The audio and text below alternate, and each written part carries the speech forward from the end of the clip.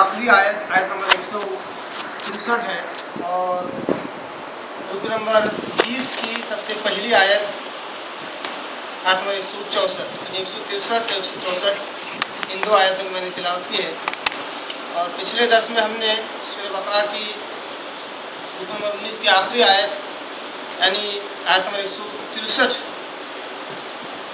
کے تعلق سے ہم نے اس کا لفظی ترجمہ، اس کی تشریح اور اس کی تفسیر ہم سن چکے ہیں۔ جیسا کہ میں نے اس سے پہلے کہا تھا کہ اللہ تبارک و تعالیٰ نے اس سورت کی اس رکوع میں ایک بڑا انوکھا انداز اللہ نے استعمال کیا ہے، وہ یہ کہ رکن نمبر 19 کی آخری آیت میں اللہ تبارک تعالیٰ نے دعویٰ کیا اور بات مکمل نہیں ہوئی، بلکہ رکن نمبر 20 کے اندر اللہ تبارک تعالیٰ نے ان دعووں کے دلائل اللہ نے دیے۔ اس اعتبار سے رکن نمبر 19 کی آخری آیت کا براہ راست گہرا ربط رکن نمبر 20 سے ہے۔ اس سے پہلے کے درس میں ہم نے پچھلے درس میں آیت نمبر 163 کے تعلق سے سنا تھا، اللہ کہتا ہے وَإِلَٰهُكُمْ إِلَٰهٌ وَاحِدٌ لَا إِلَٰهَ إِلَّا هُوَ الرَّحْمَٰنُ الرَّحِيمُ۔ اللہ کہتا ہے اے لوگو، بے شک تمہارا معبود وہ ایک ہی معبود ہے، لا الہ الا ہو، نہیں ہے کوئی معبود حقیقی سوائے اس کے، وہ الرحمن الرحیم، وہ رحمان ہے اور رحیم ہے۔ اللہ تبارک و تعالیٰ نے یہاں پر توحید کے تعلق سے بیان کیا کہ دیکھو وہ اللہ جو تمہارا رب ہے وہ ایک ہے، جیسا کہ مشرکین مکہ آپ صلی اللہ علیہ وسلم پر اعتراض کرتے تھے۔ سورہ سواد کی آیتیں ہیں، کہتے تھے کہ یہ کیسا نبی ہے کہ اس نے بہت سارے معبودوں کو چھوڑ کر ایک ہی معبود کے تعلق سے کہتا ہے، ھذا شیء عجاب، یہ تو بڑی عجیب بات لگتی ہے کہ بہت سارے معبودوں کو چھوڑ دو اور ایک ہی معبود کو پکڑ لو، ایک ہی معبود کی عبادت کرو، یہ تو بڑی عجیب بات لگتی ہے۔ اس وقت کے مشرکین کے دل و دماغ میں بھی یہی عقائد تھے کہ ایک خدا کس طرح ہماری ساری ضرورتوں کو پورا کر سکتا ہے، ایک معبود کس طرح ہماری روزمرہ کی ضرورتوں کو پورا کر سکتا ہے، اور ان کا دل یہ چاہتا تھا کہ ان کی ضرورتیں پورا کرنے کے لیے ایک سے زائد خدا ہو، جیسا کہ آج کل کے مشرکین کا بھی، اور بالخصوص مسلمانوں کے اندر جو شرک پایا جاتا ہے ان کے اندر یہ عقائد پائے جاتے ہیں کہ اولاد دینے والا کوئی اور ہستی ہوتی ہے، رزق دینے والی کوئی اور ہستی ہوتی ہے، مصیبتیں دور کرنے والی کوئی اور ہستی ہوتی ہے، اولاد دینے والی کوئی اور ہستی ہوتی ہے۔ تو اس طرح الگ الگ ہستیوں کو لوگوں نے مقرر کیا، بس فرق اتنا ہے کہ مسلمانوں نے جن ہستیوں کو اللہ کے ساتھ یا اللہ کے علاوہ پکارا وہ تو نام مسلم نام ہے، غیروں نے جن کو پکارا وہ مسلم نام نہیں ہے، بس فرق اتنا ہی ہے۔ یا اگر کہا جائے تو غیر مسلم جس کو اللہ کے علاوہ یا انہی کے عقائد کے مطابق دیکھا جائے تو اللہ کے ساتھ میں، کیونکہ وہ اللہ لفظ تو استعمال نہیں کر سکتے اور کہتے ہیں کہ ساری کائنات کا ایک ہی مالک ہے، تو اللہ کے ساتھ میں اللہ کے علاوہ جس کی بات کرتے ہیں انہوں نے مورتیوں کو بنایا، اسٹیچوز بنائے اور اس کو کھڑا کر دیا اور اس کے آگے سجدہ ریز ہوتے ہیں، رکوع و سجود کرتے ہیں، روتے ہیں، گڑگڑاتے ہیں، منتیں منانے مانگتے ہیں۔ مسلمان نے اللہ کے ساتھ یا اللہ کے علاوہ جن کو پکارا، جن کے آگے رویا، جن کے آگے گڑگڑایا، انہیں کھڑا تو نہ کر سکا، انہیں سلا دیا۔ وہ سارے اعمال جو غیر مسلم کرتے ہیں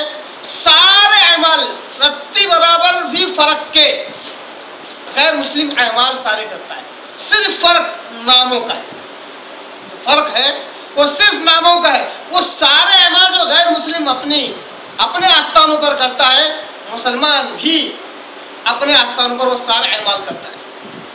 اگر غیر مسلم دیکھیں تو وہ اپنے بھگوان کے آستانوں پر، اس کی مندروں پر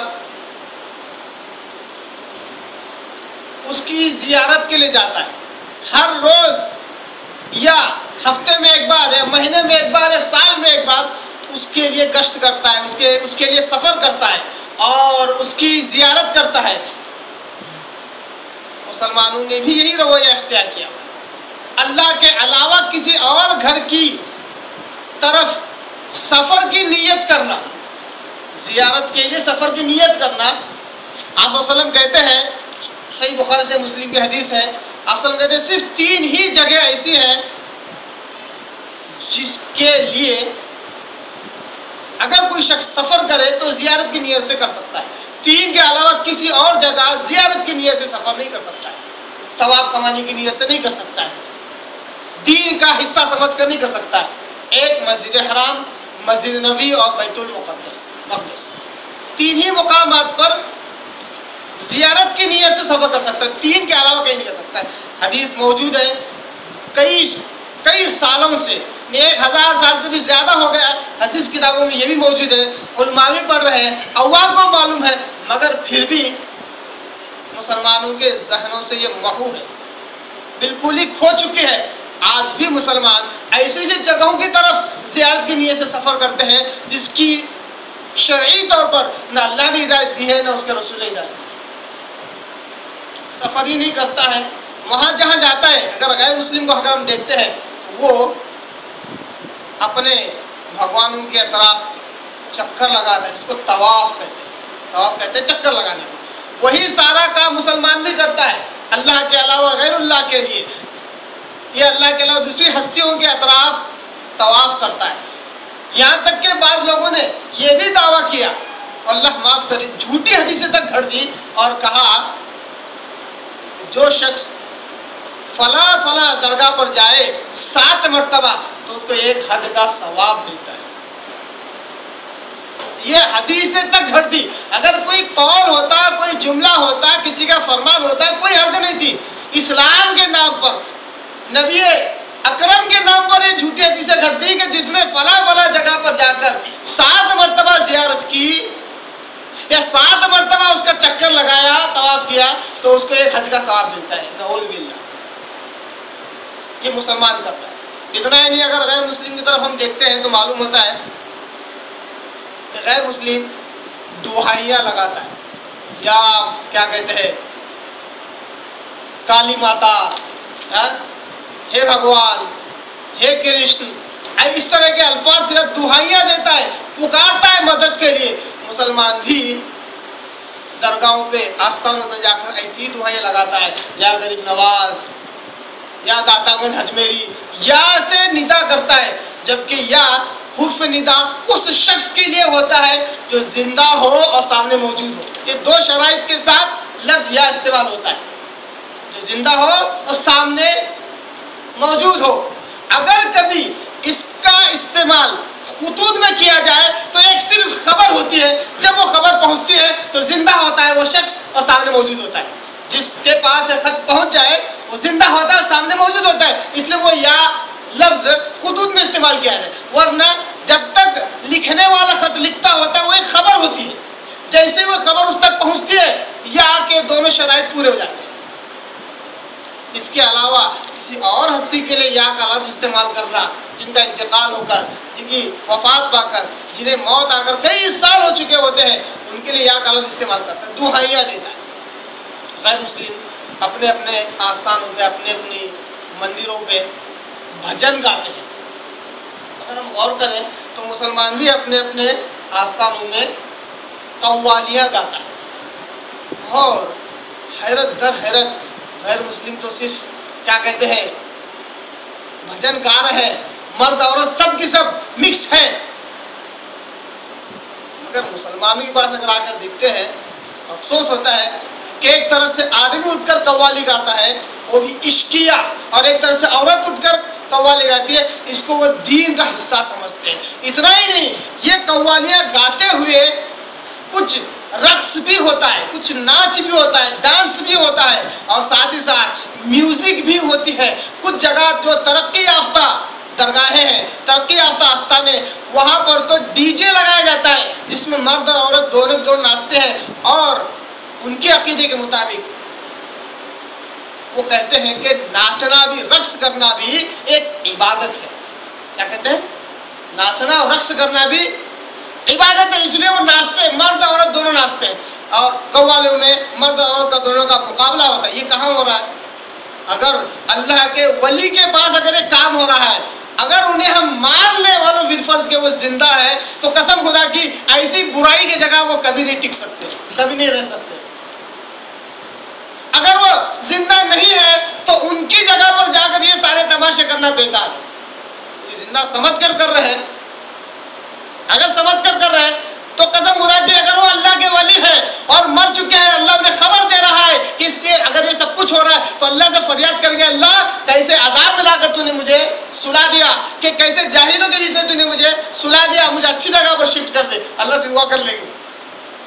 اگر وہ زندہ نہیں ہے تو یہ سارے تماشے ہی بیکار ہیں، یہ سارے تماشے بیکار ہیں۔ یہ مسلمان کرتا ہے۔ اتنا ہی نہیں، غیر مسلم کو آپ نے دیکھا ہوگا، یہ تھوڑا سا موازنہ اس لیے پیش کر رہا ہوں، نہ کسی سے نفرت کی وجہ سے پیش کر رہا ہوں، نہ کسی سے محبت کی وجہ سے پیش کر رہا ہوں، صرف اس لیے پیش کر رہا ہوں۔ اللہ کہتا ہے لوگوں تمہارا معبود ایک ہی معبود ہے، اس کے سوا کوئی معبود ہے ہی نہیں، تو عبادت کے وہ سارے طور طریقے جو اللہ کے سامنے کیے جانے چاہیے، غیر اللہ کا اگر ایک مسلمان کرتا ہے تو کیا یہ شرک نہیں ہے؟ کیا یہ کفر نہیں ہے؟ اگر غیر مسلموں کو اگر ہم دیکھیں تو مندروں میں جا کر مٹھائیاں ڈالتے ہیں، مٹھائیاں تقسیم کرتے ہیں، یا اپنے بھگوان کے آگے مٹھائیوں کو رکھتے ہیں تبرک کے طور پر، پرساد کے طور پر بانٹتے بھی ہیں، اور وہاں کی جو چونٹیاں ہوتی ہیں ان کو بھی مٹھائیاں شکر وغیرہ ڈالتے ہیں۔ یہی پوری حرکت مسلمان بھی کرتا ہے، مٹھائیوں کے کٹورے اور برتن آستانوں پہ قبر کے سامنے رکھتا ہے، اور کچھ جب ہو جاتی ہے ذکر و اذکار تو اس کو تبرکن طور پر لوگوں کے کو بانٹا بھی جاتا ہے، اس کو لوگ بڑی عزت سے، اگر آپ حیرت اگر آپ دیکھیں مسلمانوں کے وہ حرکات جو ہم نے دیکھی ہے، کیونکہ ہم اسی ماحول سے نکلے ہیں، بالکل اپنے ہاتھ میں لیتے ہیں اس طرح جس طرح غیر مسلم اپنے پرساد کو لیتا ہے، ہم نے مسلمان کو دیکھا ہے اس طرح لیتے ہیں، اس طرح کھاتے ہیں، اور اس کا جو پانی بچتا ہے عورتوں کو ہم نے دیکھا ہے اپنی پیشانی پہ اس کو بھرتے ہیں۔ یہ مسلمان کر رہے ہیں، وہ ویسے ہی دیتے ہیں، غیر مسلم اپنے پرساد کو لے کر کھاتا ہے، بڑی عزت سے کرتا ہے، یہاں تک اس کو پھینکا نہیں جاتا۔ غیر مسلم بھی اگر اس کو گر جائے تو اللہ بچائے، جو نیچے دیکھ کر اپنی زبان سے اس کو چاٹ لے گا، کبھی ہاتھ سے نہیں، اتنی اس کی تعظیم اور عزت ہوگی۔ اتنا ہی نہیں، غیر مسلم اپنے بھگوان کا دھون کراتے ہیں، دھون یعنی پانی سے دھوتے ہیں، اور اس کا جو پانی بچتا ہے وہ سب سے زیادہ پاک، قیمتی اور تبرک والا ہوتا ہے، ایک پرساد ہوتا ہے، یہاں تک کہ وہ لیٹر سے بھی، اگر بڑا بھگوان ہو، بہت بڑی مندر ہو، اس کا پورا کاروبار پورا تجارتی ہو، تو اس کا جو پانی ہوتا ہے وہ بھی بکتا ہے لاکھوں روپے میں۔ مسلمان بھی یہی کرتا ہے، سال میں ایک بار جب وہ قبر دھلتی ہے تو اس کا پانی جمع کرتے ہیں، تبرکن طور پر سب کو بانٹتے ہیں، تبرکن طور پر سب کو بانٹتے ہیں اور پینے کے لیے دیتے ہیں۔ یہاں تک کہ ایک تو اسی شہر کے قریب کے ایک آستانے کے تعلق سے سننے میں بات آئی کہ اگر کوئی شخص وہاں جائے اور ناول اگر پھوڑ دے تو وہ دونوں حصے کبھی لے کے نہیں آ سکتا، اگر لا لے تو بابا اتنے جلالی ہو جاتے ہیں کہ راستے میں اس کا ایکسیڈنٹ ہو جاتا ہے۔ کئی لوگوں نے یہ تجربہ کر کے دیکھا ہے، کہتے ہیں کئی لوگوں نے یہ تجربہ کر کے دیکھا ہے، اگر کسی نے ناریل پھوڑا اس کے 2 حصے ہو گئے، دونوں اگر ساتھ میں لے کے آ گئے تو جیپ الٹی ہو گئی۔ آپ کو آگے دلائل رکھوں گا میں کہ کائنات کا تصرف کرنے والی ذات کون سی ہے؟ تصرف کس کو کہتے ہیں؟ ہواؤں کا چلانا، بارش کا برسانا، سورج کا نکالنا، اس کو تصرف کہتے ہیں، رات و دن کا آنا جانا، تصرف۔ اس کا مالک کون ہے؟ اللہ ہے۔ اگر جیپ کو کوئی شخص پلٹا سکتا ہے مرنے کے بعد بھی تو یہ تصرف میں داخل ہے۔ اگر کوئی شخص اللہ کے الگ کسی اور راستے میں عقیدہ رکھتا ہے تو یقیناً اس نے شرک کیا، اس میں کوئی دو رائے نہیں ہے۔ اس لیے لوگ کہتے ہیں کہ اگر ناول پھوڑے تو آدھا وہیں پہ رکھنا پڑتا ہے مجاور کے لیے، تاکہ ان کی تجارت بھی برقرار رکھیں اور آدھا خود لے کر آتے ہیں.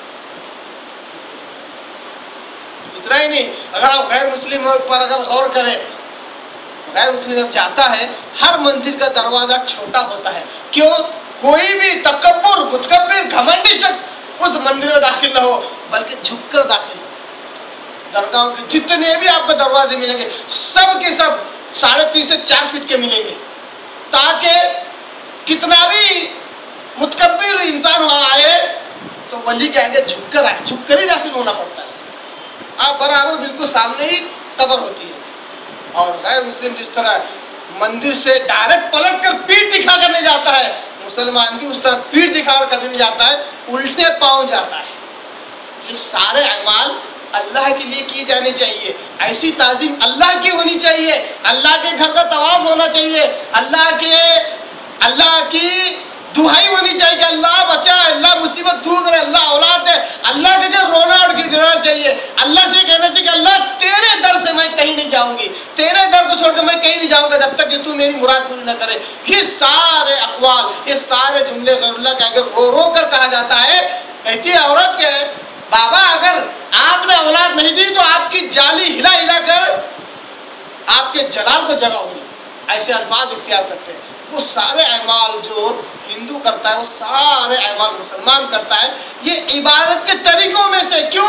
کیونکہ یہ ہستی کی عبادت کی تعریف کیا ہے؟ عبادت وہ عمل ہے جس سے کسی ہستی کو خوش کرنے کے لیے کیا جائے یا پھر اس کی پکڑ، اس کے عذاب سے بچنے کے لیے کوئی عمل کیا جائے تو وہ عبادت میں داخل ہے. یہ سارے اعمال اسی وجہ سے کیے جاتے ہیں کہ اس ہستی سے کوئی نہ کوئی امید ہوتی ہے یا پھر کسی نہ کسی کا ڈر ہوتا ہے. جس طرح میں نے مثال دی کہ 2 ناریل کے ٹکڑے میں سے ایک رکھ کر آنا، کس بات کا ڈر ہے؟ اسی بات کا ڈر ہے کہ وہ ہستی کا ہے ہماری جیپ کو، ہماری کار کو، ہمارے وہیکل کو الٹ نہ دے. یہ عمل ان کا ایک چھوڑ کر آنا، یہ عمل عبادت میں داخل ہے. اللہ کے علاوہ اس قسم کی عبادت کسی اور کے لیے کرنا یہ شرک ہے. اور مسلمان انہی چیزوں میں ملوث ہے. رکوع کرنا، سجدے کرنا، تو غیر مسلم اپنے اپنے بھگوان آگے کرتے ہیں. مسلمان بھی بالکل وہ رکوع کرتا ہے، سجدے کرتا ہے. تو ہم کہتے ہیں کہ بھائی رکوع اور سجدہ تو نماز میں ہم کرتے ہیں رب کے لیے، اور وہ ایسی شکل تم اختیار کیے ہو تو 4 قدم آگے بڑھ گئے. کہاں ہم سجدہ نہیں بلکہ پوری طرح لیٹ جاتے ہیں. غیر مسلم جس طرح بھگوان کے آگے پورے ہاتھ اور پیر لمبے کر کے زمین پر پیٹ لگا دیتا ہے، اس طرح مسلمانوں کو بھی ہم نے سجدے کرتے ہوئے دیکھے ہیں. اور کسی اگر سجدہ کرتے ہوئے دیکھا جو نماز کی طرح ہے تو وہ ہاتھ ٹیکا جا رہا ہے، پیشانی ٹیکی جا رہی ہے، گھٹنے ٹیکے جا رہے ہیں اور پیروں کے کیا کہتے ہیں انگلیوں کو ٹیکا جا رہا ہے. ہم کہیں کہ یہ سجدہ ہے تو کہتے ہیں جناب نماز کے سجدے میں سبحان ربی الاعلیٰ کرنا ضروری ہے. ہم یہاں سبحان ربی الاعلیٰ نہیں کہہ رہے ہیں، اس لیے یہ نماز کا سجدہ نہیں. بھائی سجدتون عربی زبان میں کہتے ہیں جھکنے کو، پوری طرح زمین تک پہنچنے کو. کیا یہ کام نہیں ہے؟ اللہ کے علاوہ کسی اور کے لیے نہیں ہے. جب اگر یہ کہتے ہیں تو کہتے ہیں صاحب یہ جو سجدہ ہے ہمارا عبادت والا سجدہ نہیں ہے بلکہ تعظیمی سجدہ، ہم عزت کے طور پر کر رہے ہیں. اسی طرح جس طرح اللہ نے کہا تھا فرشتوں کو کہ آدم کے آگے سجدہ کرو، اسی طرح جس طرح یوسف علیہ السلام کے آگے ان کے ماں باپ، والدین اور ان کے بھائیوں نے سجدہ کیا تھا، وہ تعظیمی سجدہ تھا. اسی طرح ہم سجدہ کرتے ہیں. ہم نے کہا مثالیں تو وہ دے دی جو نبی کی شریعت سے پہلے کی تھی، اور ہم پر الزام بھی یہ لگاتے ہیں کہ مولد نبی پر اگر کوئی خوش نہیں ہے تو وہ ابلیس نہیں ہے. کیا کہتے ہیں؟ مولد نبی پر اگر کوئی خوش نہیں ہے تو ابلیس نہیں ہے، کیونکہ آدم کو صرف ابلیس نے سجدہ نہیں کیا تعظیم کی وجہ سے. تعظیم نہیں کرنا چاہتا تھا، عزت نہیں کرنا چاہتا، جبکہ حقیقت کوئی اور ہے. رب نے حکم دیا کسی کا آگے سجدہ کرنے کو کرنا ہے کیونکہ رب کا حکم ہے. آیت سے بس اتنا ہی استدلال ہوتا ہے. اور جتنی شریعت اس سے پہلے ان کے تو دلائل دے دیے جناب نے، مگر پیارے آقا محمد مصطفیٰ صلی اللہ علیہ وسلم کی شریعت جو اس شخص پر لاگو ہے اس کے اندر کی نہ کوئی آیت معلوم ہے نہ کوئی حدیث معلوم ہے. پیارے آقا صلی اللہ علیہ وسلم کیا کہتے ہیں؟ لوگوں اگر میں کسی عورت کو اجازت دیتا، بخاری مسلم کے اگر میں کسی عورت کو اجازت دیتا سجدہ کرنے کی تو اس کے شوہر کو دیتا، اس کے شوہر کے لیے کرنے کے لیے دیتا، مگر میں نے اس کی بھی اجازت نہیں دی ہے۔ گویا کہ تعظیمی سجدہ، یہاں تو کس کا ذکر کر رہے ہیں؟ تعظیمی کا، عبادت والا نہیں، تعظیمی سجدے کا اجازت دیتا تو میں عورت کو دیتا اپنے شوہر کو، لیکن وہ مزاجی خدا ہوتا ہے، مزاجی خدا ہوتا ہے، اگر دیتا تو اس کو دیتا، مگر یہ بھی میری شریعت میں اجازت نہیں ہے کہا رسول نے۔ یہ حدیث صحیح بخاری کی صحیح اتنے کلیئر الفاظ، واضح الفاظ کے ساتھ کہ تعظیم سجدہ اسلام میں ہے ہی نہیں ہے، پھر بھی یہ مسلمان اس کی تعویلیں کرتا ہے اور کہتا ہے کہ ہمارا یہ سجدہ الگ ہے، ہمارے دل میں ایسا کچھ نہیں ہے، شرک نہیں کرنا چاہتے ہم، ہماری نیت ایسی نہیں ہے۔ میں بارہ کبھی کبھی مثال دے دیتا ہوں کہ اگر بات نیت کی ہے کہ تمہاری نیت اللہ کے لیے کسی اور کا سجدہ کرنے کی نہیں ہے تو بعض اوقات اسلام نیت کو نہیں دیکھتا ہے، عمل کو دیکھتا ہے۔ بعض اوقات اسلام نیت کو نہیں دیکھتا ہے، عمل کو دیکھتا ہے۔ ایک حدیث میں آتا ہے، صحیح مسلم کے حدیث، آپ صلی اللہ علیہ وسلم کہتے ہیں کہ اے لوگوں، اللہ تعالیٰ تمہاری صورتوں اور مالوں کو نہیں دیکھتا۔ کیا کہا سمجھ میں؟ اللہ تعالیٰ تمہاری صورتوں اور مالوں کو نہیں دیکھتا ہے، بلکہ تمہاری نیتوں یعنی دلوں کو اور تمہارے اعمال کو دیکھتا ہے۔ اسلام کو دیکھتا ہے، کبھی نیت کو دیکھتا ہے، کبھی عمل کو دیکھتا ہے، کبھی دونوں کو دیکھتا ہے، کبھی دونوں کسی ایک چیز کو دیکھتا ہے۔ بعض جگہ اسلام نیت کو نہیں دیکھتا۔ اسی طرح اگر مثال سمجھ میں آنے کے لیے اگر کہوں، اسی طرح جس طرح اگر نکڑ پر کوئی مثال دے رہا سی بات کو سمجھانے کے لیے کہ بعض جگہ انسانیت بھی بحیثیت انسان نیت کو نہیں دیکھتی، دل کو نہیں دیکھتی، عمل کو دیکھتی ہے۔ اگر عمل غلط ہو تو چوٹے بھی پڑتے ہیں، مارتے بھی ہیں لوگ، فساد بھی برپا ہوتا ہے۔ اگر کوئی لڑکی جا رہی ہو اور لڑکا اس کو چھیڑے یا اس کے ساتھ کوئی غلط حرکت کرے اور لوگ اس کو جب پکڑے وہ کہیں کہ بھائی میری نیت ایسی کچھ نہیں تھی، تو لوگ کہتے تیری نیت تیرے پاس رکھ، جو حرکت تو نے کی ہے یہ بڑی گناہی ہے۔ صرف عمل کی بنیاد پر اس کو سزا ملتی ہے، اس کی دل کی نیت دیکھی نہیں جاتی۔ اسی طرح اسلام میں بھی بعض جگہ نیت نہیں دیکھی جاتی، عمل دیکھا جاتا۔ عمل وہ ویسا ہی ہے جو رب کے آگے کیا جانا چاہیے، سجدہ، رکوع، رونا، گر گڑانا۔ اللہ نے کہا قرآن میں وَقُومُوا لِلَّهِ قَانِتِينَ، صرف اللہ کے لیے بڑی عزت سے کھڑے رہو۔ قرآن کیا ہے؟ اب کسی اور کے آگے عزت سے ہاتھ باندھ کر، اوپر ٹوپی اور دستی پہن کر، وضو بنا کر، بالخصوص ہر بار جمعہ کو غسل نہیں کرے گا، مگر جب آستان و درگاہوں پہ اگر زیارت کرنا ہو تو بالخصوص غسل کر کے جائے گا، بڑی عزت سے کھڑا رہے گا، بڑی عزت سے بیٹھے گا، بہت کم اور دھیمی آواز۔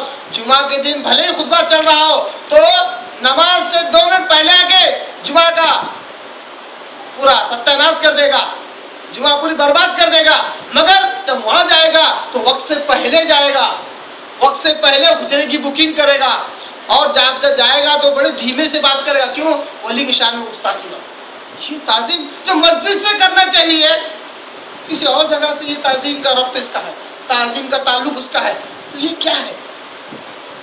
وہ کام جو غیر مسلم کر رہے ہیں وہ سارے کام مسلمان کر رہے ہیں، پھر بھی یہ کہتا ہے کہ میں بڑا موحد ہوں، میں جنت میں جاؤں گا۔ کیوں؟ میں نے لا الہ الا اللہ پڑھ لیا۔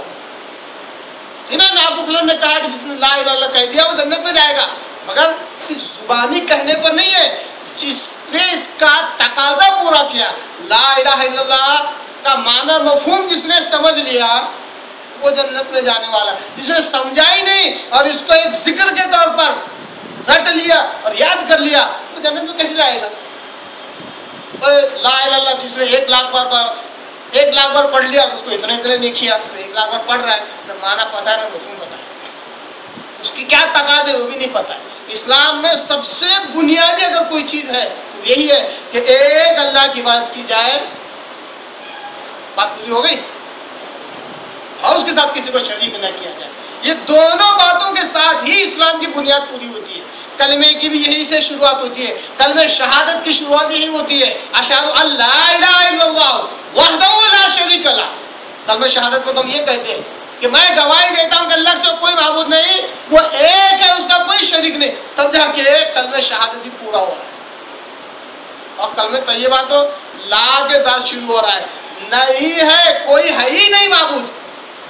جب سب کا انکار ہو گیا تو تب جا کے اللہ کا اقرار ہوتا ہے. تو سب کا اقرار کرے اور اللہ کا اقرار کرنے کے لیے آئے تو اس سے شرک ہونا لازمی ہے. سب سے پہلے عبادت کے تعلق سے سب کا انکار کرنا ضروری ہے. اللہ کہتا ہے الہکم الہ واحد، اے لوگو تمہارا معبود ایک ہی ایک معبود ہے. عبادت کا حق ایسے ہی ادا ہوگا کہ اس کے ساتھ کسی کو شریک نہ کیا جائے. شرک اتنا بنیادی نقطہ ہے اسلام میں، اتنا بنیادی، اتنا اہم ہے کہ جس نے اس کو 1% 1% نظر انداز کیا اس کے اندر شرک داخل ہوتا ہے. اور جس کے اندر شرک داخل ہو جاتا ہے وہ آخرت میں کبھی کامیاب نہیں ہو سکتا. جنت میں جانے کے لیے شرط یہی ہے کہ کسی شخص سے شرک نہ ہو. شرک اتنا بڑا گناہ ہے، اتنا بڑا گناہ ہے کہ اگر ہم گناہوں کی اگر فہرست بنائیں، گناہوں کی فہرست بنائیں، جس طرح ہم دعوت نامے کی فہرست بناتے ہیں تو ہم کیا کرتے ہیں؟ سب سے پہلے سب سے اہم جو آدمی ہوتا ہے اس کا نام لکھتے ہیں، اس کے بعد پھر اس کا نام، پھر اس کے بعد تیسرے کا نام. مگر ہم یہاں الٹا کرتے ہیں، سب سے پہلے ہم سب سے ہلکا سب سے چھوٹا گناہ لکھیں گے نیچے سے، پھر اس کے اوپر اس سے تھوڑا بڑھ کر گناہ، پھر اس کے اوپر اس سے تھوڑا بڑھ کر گناہ. اس طرح ہم گناہوں کی فہرست بناتے جائیں تو سب سے ٹاپ میں جو گناہ آئے گا وہ شرک آئے گا. اسی کے نیچے چوری، ڈکیتی، زناخوری، دھوکے بازی، جھوٹ بولنا، سارے گناہ اس کے نیچے. اس لیے اللہ تعالیٰ سورہ نساء میں کیا کہتا ہے؟ نمبر 48 کے اندر، سورہ نساء سورہ نمبر 4، ان اللہ لا یغفر ان یشرک بہ، بے شک اللہ شرک کو ہرگز معاف نہیں کر سکتا. اس کے علاوہ جو گناہ انہیں معاف کر سکتا ہے، شرک کو اللہ کبھی معاف نہیں کرتا. لا الہ الا ہو، کوئی معبود ہے ہی نہیں اس کے سوائے، اور رحمان ہے اور رحیم ہے. اللہ نے دعویٰ کیا کہ ایک ہی معبود ہے تمہارا، اس کے سوا کوئی اور معبود نہیں ہے. اور اللہ دلائل دیتا ہے. رکوع نمبر 20 کے اندر پہلی آیت 164 کے اندر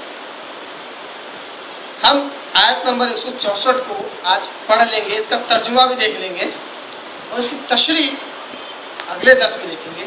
صرف اس آیت کے پہلے ٹکڑے کو ہم سمجھیں گے جس میں اللہ تبارک تعالیٰ آسمان زمین اور رات اور دن کے آنے جانے کے تعلق سے کہتا ہے. صرف ان دو نکات کو سمجھیں گے. آگے بہت سارے دلائل اللہ نے دیے ہیں. اللہ کہتا ہے سورہ بقرہ سورہ نمبر 2 پارہ نمبر 2 رکوع نمبر 20 کی پہلی آیت نمبر 164. اللہ کہتا ہے ان فی خلق السماوات والارض، بے شک فی خلق السماوات والارض، آسمانوں اور زمین کی پیدائش میں، بے شک آسمانوں اور زمین کی پیدائش میں، واختلاف اللیل والنہار، رات اور دن کے ہیر پھیر میں، رات اور دن کے آنے جانے میں بڑی بڑی نشانیاں ہیں اس بات کی کہ تمہارا معبود ایک ہی. یہ دلیل دے رہا اللہ تعالیٰ. یعنی اگر کوئی شخص غور کرنے والا ہو اور غور کرے اللہ کی اس کائنات میں کہ آسمانوں کا بنایا جانا اور زمین کا بنایا جانا اور رات اور دن کا آنا جانا، یہ کسی ایک ہستی کا ہی نظام ہو سکتا ہے. ایک سے زیادہ اگر ہستیاں ہوں گی، جس انداز سے آسمان اور زمین کی تخلیق ہوئی ہے، جس انداز سے رات اور دن کا آنا جانا ہے، یہ ناممکن ہے. بلکہ کائنات تحت نحس ہو جاتی، برباد ہو جاتی، فتنے کا شکار ہو جاتی، پر ایک سے زیادہ معبود ہوتے. اللہ نے کہا بڑے پیارے انداز سے کہا کہ بڑے بڑے دلائل ہے کہ تمہارا معبود ایک ہی معبود ہے کہ آسمانوں کا اور زمین کا پیدا کیا جانا، رات اور دن کا آنا جانا، والفلک اور کشتی کا، التی تجری فی البحر، جبکہ وہ سمندر میں چلتی ہے. بہت بڑی نشانی ہے اس میں. بما ينفع الناس، لوگوں کے فائدہ مند چیزوں کو لے کر چلتی ہے کشتی. کشتی کا صرف اللہ نے ذکر نہیں کیا بلکہ کہا کہ کشتی، اور وہ بھی سمندر میں چلنے والی، اپ ٹو ڈیٹ، اس میں کوئی نقص نہیں ہے. انسان بناتا ہے ایسی چیزیں، اور اس کی خاصیت یہ ہے بما ينفع الناس، لوگوں کی فائدہ مند چیزیں یہ لے کر جاتی ہے. اب آپ دیکھیے کشتیوں پر غور کیجئے، جتنی کشتیاں سب میں فائدہ مند چیزیں ہی جاتی ہیں. وہ کام کشتی کرتی ہے جو دنیا کا کوئی ٹریولنگ ایجنسی نہیں کر سکتی. टनों, कई हजारों करोड़ों टनों का माल एक जगह दूसरी जगह कश्ती में जाता है, सिर्फ कश्ती। और जमीन की हैरत अंगेज बात तो यही है कि इसका सिर्फ 1/3 जमीन है और 2/3 पानी ही पानी है। जब पानी ही ज्यादा है, 2/3 पानी है, तो नकल और हमल के लिए, ट्रैवलिंग के लिए और क्या कहते हैं बार बर्दारी के लिए जो चीज काम आती है वो कश्ती है। अल्लाह कहता है इसके बनाने में बड़ी बड़ी निशानी है। इसकी और ज्यादा तफसील हम अगले दर्स में देखेंगे।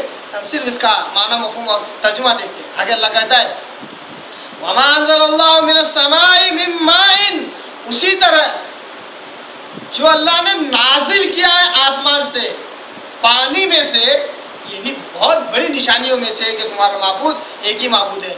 क्या होता है उससे? वो अहया बिहिल अर्द, वो पानी जो अल्लाह आसमान से नाजिल करता है उससे मुर्दा जमीन जिंदा हो जाती है। बाद मौतिहा, उसके मरने के बाद वो दोबारा जिंदा हो जाती है। वो जमीन जो मर चुकी थी, मुर्दा हो गई थी, जब आसमान से बारिश बरसती है तो वो लहलहा उठती है।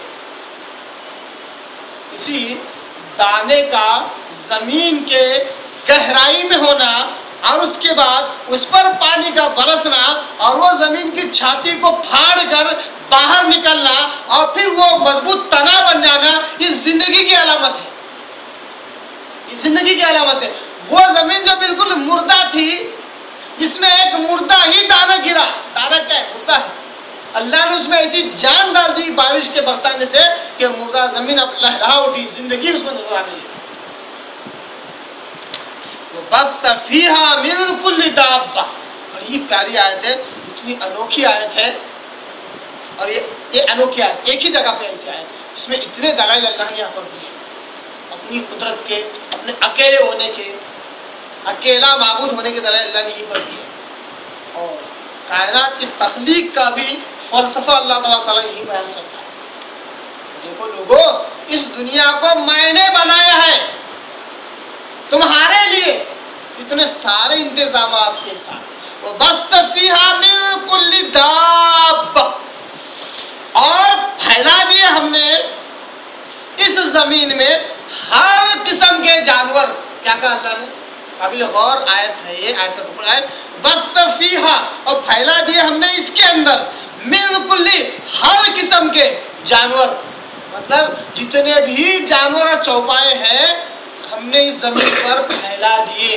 इसमें भी बड़ी बड़ी निशानियां हैं कि इस किस्म के जानवर इतनी बड़ी कायनात में सिर्फ इसी जमीन पे क्यों है? इतने किस्म के जानवर, इतने किस्म के अनोखे जानवर चौपाए इसी जमीन पर क्यों है? अल्लाह कहता हमने फैलाया इंसान तेरे लिए, हम तुम्हारे माबूद है, अकेले माबूद है। हमने ये सब कुछ किया सिर्फ तुम्हारे लिए, ताकि तुम ये जान लो कि तुम यहाँ आए हो तो टाइम पास के लिए नहीं आए हो, वक्त गुजारने के लिए आए हो, और न ही अचानक आ गए और अचानक खत्म होने वाले हो, बल्कि मकसद आए हो, और वो है इम्तिहान। बगैर इम्तिहान के तुम यहाँ से नहीं जा सकते। आए हो तो इम्तिहान तुम्हें देना ही है, और इम्तिहान गाह के लिए जो जो लवाजिमात, जो जो मौजू अशिया होने चाहिए वो सारे अल्लाह ने यहाँ पर फराहम कर दिए।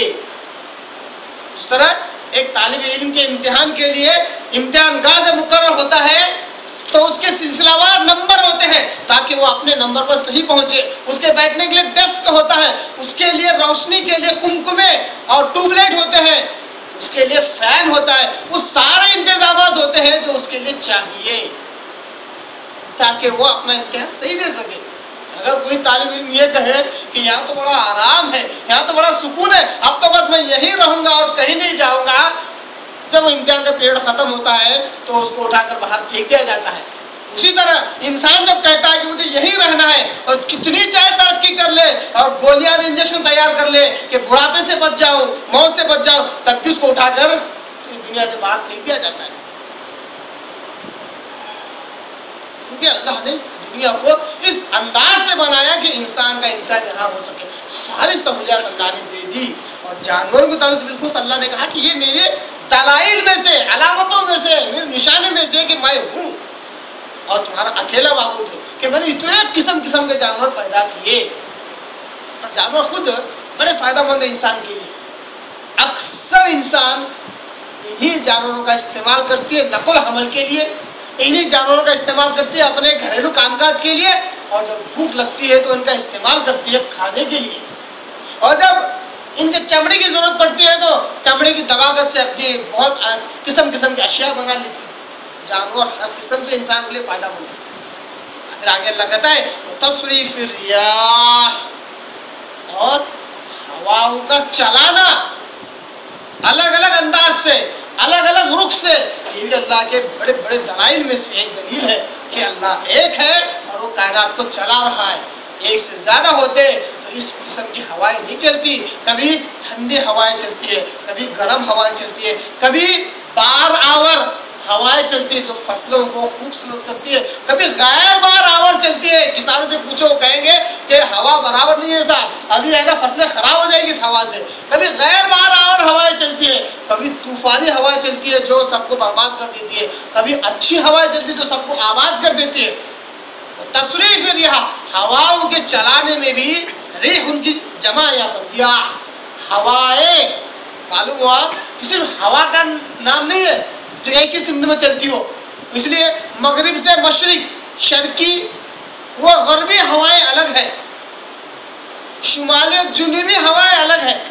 مجھے بڑا اچھا نقطہ یاد آتا ہے، اگر میں صحیح سمجھ رہا ہوں اس سائنسی بات کو، جو لوگ پیراسیلنگ وغیرہ کرتے ہیں، غباروں میں بیٹھ کر آسمان میں اڑتے ہیں، ان کو معلوم ہے کہ کون سے جگہ پر کس قسم کی ہوا چلتی ہے، شرقی، غربی یا شمالی جنوبی، اس تک بس وہ اس پریشر سے وہاں تک پہنچتے ہیں، بس اس کو پھر نارمل کر دیتے ہیں، پھر وہ ہوا انہیں لے کر چلتی ہے۔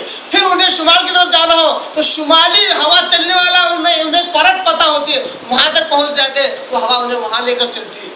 تو یہی فائدہ بڑے بڑے جہاز جو پردوں کی بنیاد پر چلتے ہیں، جنہیں ناؤ کہیں یا جہاز کہیں، جو سمندر میں چلتے ہیں، وہ بھی اپنے اپنے کیا کہتے ہیں پردوں کو اس رخ سے کرتے ہیں کہ ہوا انہیں اس طرح لے چلے جہاں ان کا ارادہ ہو۔ یہ ہوا ہے الگ الگ انداز سے، الگ الگ رخ سے چلنے کا بڑا فائدہ ہے کہ انسانوں کے کام کاج نکل رہے ہیں۔ اللہ کہتا ہے ہواؤں کا چلانا، یہ تصرف یہ صرف خالص اللہ کا ہے۔ والسحاب المسخر، انشاءاللہ ہم اس کو سائنسی اعتبار سے بھی ان ساری آیتوں کو، ان سارے نکات کو ہم دیکھیں گے۔ تصریح والسحاب المسخر بین السماء والارض، اور اللہ نے کہا بڑی حیرت انگیز بات یہ ہے کہ تمہارا رب ایک ہی ہے، اس میں ایک بات یہ بھی ہے کہ اللہ نے بادلوں کو پیدا کیا، والسحاب، بادلوں کو اللہ نے پیدا کیا، مسخر جو کام پہ لگا دیے گئے، یہ صحیح ترجمہ، مسخر کہتے ہیں کام پہ لگا دیے گئے۔ اگر سمجھنے کے لگے کہ میں ترجمہ کروں اور اچھا سائنٹیفکلی، تو لٹکا دیے گئے ہیں درمیان میں، مسخر، اردو میں مسخر کرنا ہے یعنی کام پہ لگا دینا، مسخر کرنا ہے یعنی دونوں کے بیچ میں چھوڑ دینے کے معنی کے لیے۔ مسخر بین السماء والارض، آسمان اور زمین کے درمیان چھوڑ دیے گئے، کام پہ لگا دیے گئے ہیں، یا ان دونوں کے درمیان اگر لٹکا دیے گئے۔ بادلوں کا آسمان اور زمین کے بیچ میں رہنا اتنے فائدے ہیں کہ کبھی کبھی براہ راست جو سورج کی شعاعیں جو نقصان دہ ہوتے ہیں جب بادلوں سے آتی ہے تو فلٹر ہو کے آ جاتی ہے۔ اسی طرح ان بادلوں کو درمیان میں کرنے کا مقصد یہ بھی ہے کہ اللہ جس بادل کو جہاں چاہتا ہے وہاں لے جاتا ہے، وہی برساتا ہے۔ جس قوم کو اللہ تعالیٰ بارش سے سیراب کراتا ہے انہیں وہاں تک وہ بادل پہنچائے گا، اور جنہیں انہی بادل سے عذاب دینا ہو تو وہیں پر موسلادھار طوفانی بارش ہوتی ہے کہ سب کچھ بہہ جاتا ہے۔ اللہ نے کہا کہ یہ دلائل میں سے ہے کہ اللہ نے بادلوں کو آسمان اور زمین کے بیچ میں کام پہ لگا دیا۔ مسخر کا سب سے بہترین ترجمہ کیا ہے؟ کام پہ لگا دیا اللہ نے۔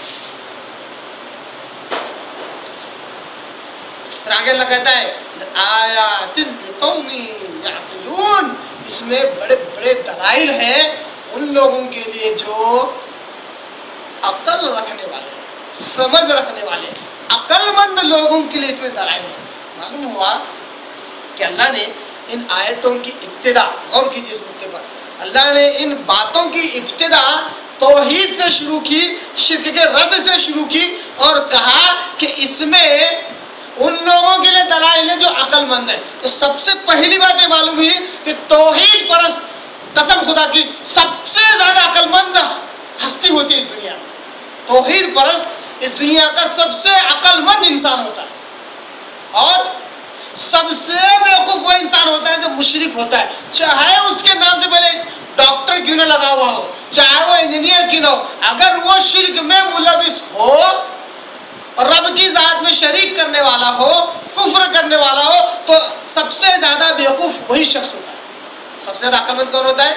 جو توحید پرست ہو، رب کے ساتھ کسی کو شریک نہ کرنے والا۔ اور اللہ نے کائنات کے راز اور رموز کو بیان کر کے یہ کہا کہ ان میں غور کرنے والا عقل مند ہوتا ہے۔ یہ عقل مندوں کو یہ ساری باتیں سمجھنا ہے۔ توحید پرست رب کے ساتھ شرک نہ کرنے والا جب ان راز اور رموز میں غور کرتا ہے تو اس کو ایک ہی ایک ہستی ملتی ہے، وہ ہے رب کی ہستی، اللہ کی ذات۔ اس سے پہلے بارہ میں نے ایک مثال دی تھی کہ کیا بات ہے کہ آج کل سائنسدان جو مسلمانوں سے کئی قدم آگے ہیں، پھر بھی انہیں رب کی معرفت حاصل نہیں ہو رہی ہے، رب نہیں مل رہا ہے۔ چاند پر جا رہے ہیں تو کبھی کسی اور سیارے پر جا رہے ہیں، پوری کائنات کی چھان بین کر رہے ہیں، رب تک ان کی رسائی نہیں ہو رہی۔ کیوں نہیں ہو رہی ہے؟ اس کی وجہ میں نے ایک مثال کے طور پر اس سے پہلے بیان کی تھی کہ جس طرح فرض کیجئے کہ ایک کمرہ ہو، اس کمرے کا ایک ہی دروازہ ہو، کوئی کھڑکی نہ ہو، اور جو شخص اس میں رہتا ہے اس نے اپنے پورے گھر کی صاف صفائی کر کے جیسے ہی باہر نکلا تو کمرے کو لاک ڈال دیا۔ اب کوئی سوراخ تک نہیں ہے کہ روشنی بھی گزر سکے۔ آگے گیا تو کچھ یاد آیا، پلٹ کر واپس آیا لاک کر کے جیسے داخل ہوا تو دیکھا کہ کرسی پر ایک بڑی خوبصورت مرغی بیٹھی ہوئی ہے۔ بڑی حیرت ہوئی، اس کو بڑی حیرت ہوئی، اور اس حیرت کی تشنگی کو پورا کرنے کے لیے فوراً مرغی کی طرف لپکا اور کہا یہ عجیب و غریب چیز آخر یہ عجیب و غریب چیز کیا ہے؟ یہ اس کی چونچ کیسی ہے، اس کے پنکھ کیسے ہیں، اس کے پیر کیسے ہیں، آخر یہ انڈے کتنے دن میں کتنے دیتی ہے؟ پوری تحقیق کر لیا، بڑی بڑی کتابیں لکھ لیا، پورا ریسرچ کر لیا، مگر ایک سوال اس نے چھوڑ دیا جو سب سے بنیادی، سب سے اہم تھا۔ کیا تھا سوال؟ یہ مرغی آخر آئی کہاں سے؟ یہی ایک سوال حل نہیں کیا، باقی سارے سوالات حل کر لیے۔ آج کل کے سائنسدان بھی، سائنٹسٹ یہی کام کر رہے ہیں۔ سورج کے بارے میں ساری معلومات ہے، چاند میں ساری معلومات ہے، مریخ میں ساری معلومات ہے، آسمان میں ساری معلومات ہے، زمین میں کتنی معدنیات ہے، ساری معلومات ہے۔ آئی کہاں سے، کس نے پیدا کیا، یہی سوال حل نہیں کرنا چاہتے تو رب تک رسائی نہیں ہو رہی ہے۔ تو عقل مند وہ ہے جو ان میں غور کر کے رب تک رسائی حاصل کرے، رب کی معرفت حاصل کرے، رب کے آگے روئے گڑگڑائے، رب کا محتاج بن جائے۔ تو رب کا محتاج نہیں بن سکتا، جو مخلوق کا محتاج بنا ہوا ہے وہ عقل مند کیسے ہو سکتا ہے؟ جو مخلوق کا محتاج بنا ہوا ہے وہ عقل مند کیسے ہو سکتا ہے؟ دیکھو انسان کس کا محتاج نہیں ہے۔ صبح اٹھتا ہے تو ایک ڈر کے ساتھ اٹھتا ہے، کام پہ نکلتا ہے اس تو سوچتا ہے کہ چپل کون سے پہنوں، کالے پہن کے جاؤں گا تو کہیں نوسط تو نہیں آ جائے گی، کالا ڈریس پہنوں گا نہیں۔ پر بہت سارے لوگ ہیں اس دنیا میں جو ایسی زندگی گزار رہے ہیں کہ اپنے کپڑوں اور جوتوں پر ان کے اصول بنے ہوئے۔ آج اگر میں لال چپل پہن کے جاؤں گا تو کام شاید ہو جائے گا، اگر کالے چپل پہن کے جاؤں گا تو شاید کام نہیں ہوگا۔ ان اصولوں کی بنیاد پر جی رہے۔ کس کا ڈر نہیں ہے ان کے دل میں؟ چوہے کا تک ڈر ہے، چھپکلی کا تک ڈر ہے، اگر بادل میں بجلی گرج جائے تو ان کے دل میں ڈر ہے، اور نام کی ہے مسلمان۔ جب رب تک رسائی ہوگی ان دلائل کے ذریعے سے، ان علامتوں نشانی کے ذریعے، تو رب کا ڈر دل میں بیٹھے گا، تو کسی مخلوق کا ڈر دل میں نہیں ہوگا۔ اور جو رب سے ڈرتا وہ کسی سے نہیں ڈرتا، جب تک کہ کوئی چیز ظاہری نقصان نہ کرے کسی چیز سے نہیں ڈرتا ہے، جس کے دل میں رب کا ڈر پیدا ہوتا ہے۔ یہ جو آیت ہے، آیت نمبر 164، انشاءاللہ اس کو اور تفصیل ہم اگلے درس میں سنیں گے، مگر اس کو سمجھانے کے لیے، ان آیتوں کو اور اچھے سے سمجھانے کے لیے 2 جگہ کی آیتیں میں اور لایا ہوں۔ میں سوچ رہا ہوں کہ ان آیتوں کے لیے اور قرآن مجید کی آیتیں نہ لاؤں، کیونکہ اس قسم کی آیتیں کائنات کے تعلق سے، اللہ کی قدرت کے تعلق سے، اللہ کے ایک ہونے کے دلائل بہت سی جگہ پہ ہے، اگر سب کو ایک جگہ لا کر جمع کروں گا تو ان آیتوں پر کوئی تشریح باقی نہیں رہے گی.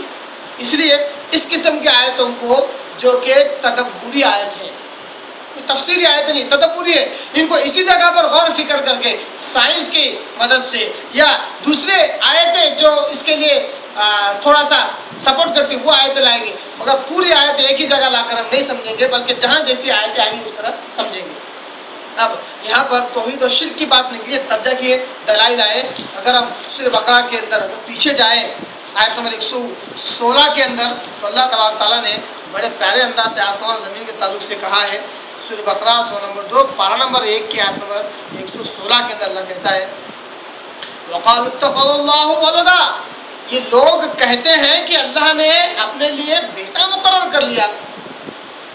سبحان اللہ، وہ تو بہت پاک ہے ایسی باتوں سے کہ اللہ اپنے لیے اولاد کیوں مقرر کرے گا. بل لہو ما فی السماوات و ما فی الارض، جو کچھ آسمان اور جو کچھ زمین میں سب اسی کا ہے، تو ایک کو اپنا خاص کیوں بنائے گا. اس آیت پر کافی تفصیل ہم نے ایک ہی آیت پر ہم نے ایک درس دیا ہے 116 پر 116-17 پر. اور یہاں پر جو استعمال کرنا ہے وہ یہ ہے کہ لوگوں نے رب کے ساتھ شرک کیا، مخلوقات میں سے رب کا ایک اولاد مقرر کر دیا اور کہا کہ رب نے اولاد بنائے مخلوقات میں سے. اللہ کہتا ہے جب ساری کائنات ہی میری ہے تو میں مخلوق میں سے اپنا بیٹا کیوں بناؤں گا.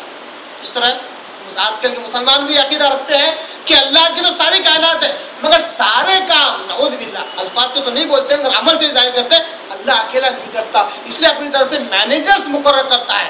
کسی کو اولاد دینے والا ولی بنا دیتا ہے، کسی کو پیسے دینے والا، کسی کو مصیبت دور کرنے والا، کسی کو رزق دینے والا، سب کو مینیجر. لوگ اس طرح الفاظ اختیار کرتے کہتے اللہ جج ہے اور یہ اولیاء اللہ وکلا حضرات ہے، وکیل ہے، اللہ ان کے ذریعے سے کام کراتا ہے.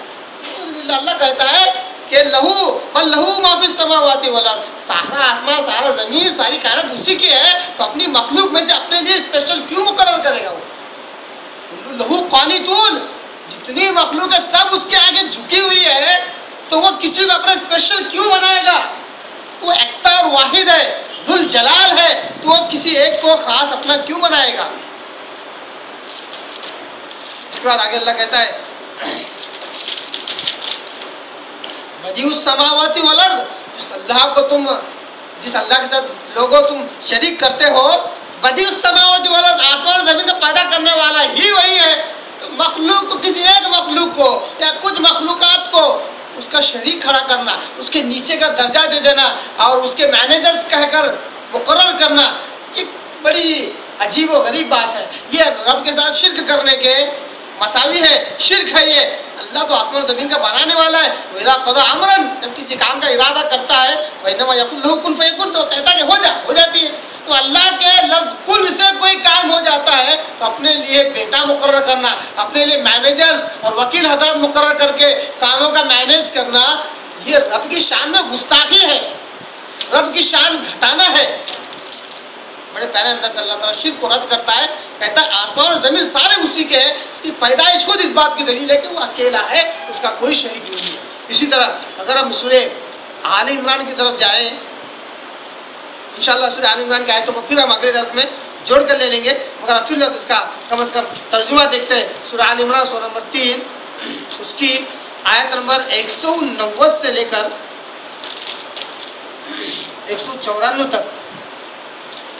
سورہ آل عمران سورہ نمبر 3 پارہ نمبر 4 اس کی آیت نمبر 190 سے لے کر 194 تک اللہ کہتا ہے، جہاں پر رکو نمبر 20 شروع ہوتا ہے سورہ آل عمران کا بھی وہی انداز ہے. یہاں پر بھی حیرت در حیرت سورہ آل عمران کے رکو نمبر 20 کی ابتدا ان فی خلق السماوات والارض ہوتی ہے، اور رکو اور سورہ بقرہ کی کا رکو نمبر 20 بھی اسی آیت سے شروع ہوتی ہے، ان فی خلق السماوات. اللہ کہتا ہے سورہ آل عمران میں ان فی خلق السماوات والارض، بے شک آسمان اور زمین کا پیدا کیا جانا، واختلاف اللیل والنہار، اور رات و دن کا آنا جانا ان کی خیر خیر میں، لآیات لأولی الالباب، اس میں بڑی بڑی نشانیاں ہیں عقل مندوں کے لیے. الباب کیا کہتے ہیں؟ ارباب لب، یعنی وہ لوگ جو عقل مند ہیں، دانشور ہیں، ان کے لیے بڑی بڑی نشانیاں ہیں. تو دانشور آخر کیسے ہیں، وہ عقل مند کیسے ہیں؟ الذین یذکرون اللہ قیاما وقعودا وعلی جنوبہم، یہ ہر وقت رب کو یاد کرتے رہتے ہیں، کھڑے بھی، بیٹھے بھی اور لیٹے ہوئے بھی۔ آپ سب نے حدیث میں کہا اگر کوئی شخص استطاعت رکھتا ہے کہ کھڑے ہو کر نماز پڑھے تو کھڑے ہو کر نماز پڑھے، اس کی استطاعت نہیں رکھتا تو بیٹھ کر نماز پڑھنے جائے تو بیٹھ کر نماز پڑھے، اس کی استطاعت نہیں رکھتا تو لیٹ کر نماز پڑھو۔ یہ اللہ کے بندے عقل مند حضرات وہ ہیں جو رب کی کائنات میں غور و فکر کرتے ہیں، تو ہر وقت اٹھتے بیٹھتے رب کو یاد کرتے ہیں، عبادتیں کرتے ہیں، نمازیں پڑھتے ہیں۔ وعلی جنوبہم، اپنے کروٹ پر لیٹے لیٹے بھی اللہ کی بات کرتے ہیں۔ وَيَتَفَكَّرُونَ فِي خَلْقِ السَّمَاوَاتِ وَالْأَرْضِ، عقل مند موحد قوم ہے تو آسمان اور زمین کو دیکھ کر ایزی نہیں لیتا ہے، آسمان اور زمین کو دیکھ کر اس میں غور کرتا ہے۔ وَيَتَفَكَّرُونَ فِي خَلْقِ السَّمَاوَاتِ وَالْأَرْضِ، آسمان اور زمین میں غور و فکر کرتا ہے۔ رَبَّنَا مَا خَلَقْتَ هَذَا بَاطِلًا، کہتا ہے کہ اللہ میں نے اتنا غور کر لیا، اب لگتا ہے کہ کائنات بیکار نہیں پیدا کی گئی، ما خلقت هذا باطلا، یہ بیکار نہیں پیدا کیا گیا، باطل نہیں پیدا کیا، ٹائم پاس کے لیے نہیں پیدا کیا گیا ہے، اس میں ضرور کوئی بڑی حکمت ہے۔ سبحانک، اللہ تو بہت پاک ہے۔ فقینا عذاب النار، اللہ مجھے جہنم کی آگ سے بچا۔ جو آسمان و زمین میں غور کرتے ہیں ان کی زبان سے اگر کوئی جملہ نکلتا ہے تو یہ ہے کہ اللہ یہ دنیا آزمائش کے لیے، امتحان کے لیے ہے، اس کا نتیجہ اللہ اگر اچھا نکال جنت دے، اس کا نتیجہ برا مت نکال کے میں جہنم میں جاؤں۔ فقینا عذاب النار، اللہ مجھے جہنم کی آگ سے بچا۔ اس کے آگے بڑی اچھی دعائیں ہیں، انشاءاللہ اگلے درس میں ہم اس کو دیکھیں گے کہ ایک موحد، ایک مومن رب کی کائنات میں غور کر کے کیا دعائیں مانگتا ہے۔ بالخصوص وہ لوگ جو آسمان اور زمین میں غور کرتے ہیں انہیں تو اس قسم کی آیتیں یاد کرنے چاہیے، ایسے الفاظ کو یاد کرنے چاہیے، رب کے آگے یہ دعائیں کرنا چاہیے جو رب کہتا ہے کہ یہ میرے موحد بندے جو شرک نہیں کرتے، جب آسمان اور زمین میں غور کرتے ہیں تو اس قسم کی دعائیں مجھ سے کرتے ہیں۔ تو بہت سارے دلائل اللہ تعالیٰ نے سورہ بقرہ میں، سورہ آل عمران میں دی اس بات کو ثابت کرنے کے لیے کہ لوگوں تمہارا معبود ایک ہی معبود ہے، اس کے ساتھ کسی کو شریک نہ کرو۔ اللہ سے دعا کرتا ہوں اللہ تعالیٰ قرآن کی آیتوں کو سمجھنے، اس میں غور فکر کرنے اور توحید پر قائم رہنے اور شرک سے بچنے کے اللہ میں توفیق عطا فرمائے۔ اللہ وہ شرک جو ہم سے دانستہ طور پر ہوا ہے اس کو بھی معاف کر دے، وہ شرک جو ہم سے نادانستہ طور پر ہوا ہے اللہ تو اس کو بھی معاف کر دے، اور زندگی بھر موت تک اللہ ہمیں شرک سے بچا، اور وہ شرک جو ہم سے ہو گیا ہے اور ہم نے اس کی توبہ نہیں کی ہے تو اللہ ہمیں توفیق دے اس شرک کی تعلق سے توبہ کرنے کی، اور اللہ وہ شرک جو ہم نے کر لیا ہمیں سمجھ میں نہیں آیا اللہ ہمیں سمجھا دے کہ فلاں چیز شرک ہے، تاکہ ہم اس سے توبہ کر سکے، تیرے آگے رو سکے، گڑ گڑا سکے، اور تجھ تک پہنچنے سے پہلے ہم شرک سے پاک ہو کر تیری دربار میں پہنچے۔ اللہ ہمیں ایسے توفیق دے۔ وآخر دعوانا ان الحمد للہ رب العالمین۔